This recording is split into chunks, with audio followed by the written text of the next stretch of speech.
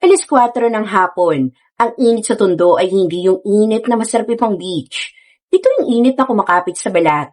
May halong lagkit at amoy ng kanal na natuyo. Pero para kay Jane Solis, ito ang amoy ng pera. Nakatayo si Jane sa harapan ng kanyang malaking kawali. Kumukulong mantika. Amoy na amoy ang bawang, sibuyas, at ang sikretong breading mix na nagpapabango sa kanyang itinitinda.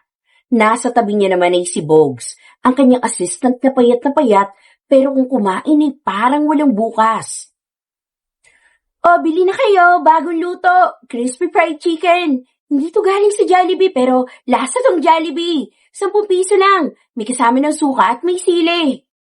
Opo, bumili na po kayo. Pagpag-ibig to ni Ate Jane. Siguradong mapapapikit kayo sa sarap o kaya naman sa high blood.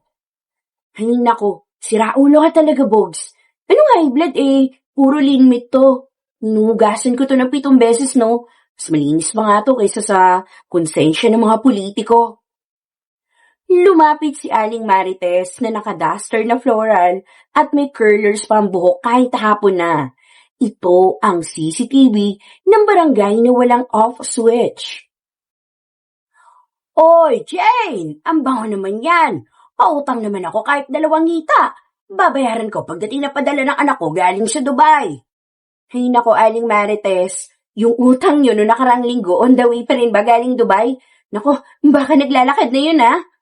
Ay, ikaw naman, napakakuripot mo. Alam mo ba yung balita? May bilyonaryo daw na nagtatago ngayon. Scammer daw. Bilyon-bilyon ang ninakaw sa mga investors. At nasa balita kanina, gwapo pa naman sana kaso magnanakaw. Ano? Bilyon? Ilang zero ba yun, Ate Jane? Ay naku, Bogs, marami. Mas marami pa dyan sa libag mo. Ay naku, Aling Marites, wala naman akong pakialam sa mga bilyonaryo na yan. Basta ako, kikita ako na marangal. O siya, sige na. Kumuha ka na ng 2. Ilista mo na lang sa tubig. Ay nako, maraming salamat, Jane, ha. Hulog ka talaga ng langit. Nga pala, mag-iingat kayo. Sabi sa radyo, baka daw nandito sa Maynila nagtatago yun. Malay mo'y nasa tabi-tabi lang.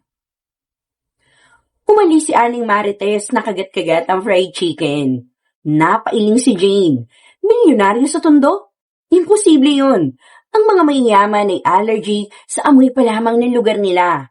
Mamamatay muna sila bago tumapak sa putikan ng Smoky Mountain.